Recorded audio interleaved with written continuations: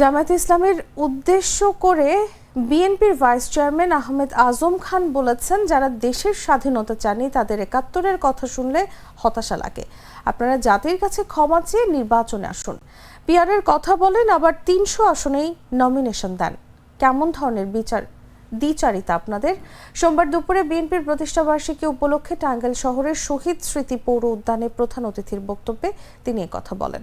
জেলা বিএনপির সভাপতি হাসানুজ্জামিলের সভাপতিত্বে বক্তব্য রাখেন কেন্দ্রীয় বিএনপির প্রচার সম্পাদক সুলতান সালাউদ্দিন টুকু, সাবেক সংসদ সদস্য আবুল কালাম আজাদ, জেলা বিএনপির সাধারণ সম্পাদক ফরহাদ ইকবাল প্রমুখ।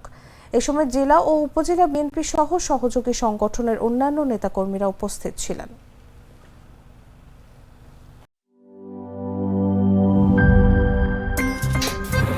আমার একটা স্মার্ট সিদ্ধান্তে 25% গ্যাসের খরচ কমেছে। ভাবছেন কিভাবে?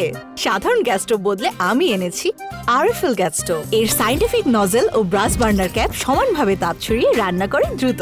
তাই গ্যাসও বাঁচায় 25%, টাকাও বাঁচে 25%। আরএফএল গ্যাস স্টোভ নিরাপদ ও গ্যাস সাশ্রয়ী।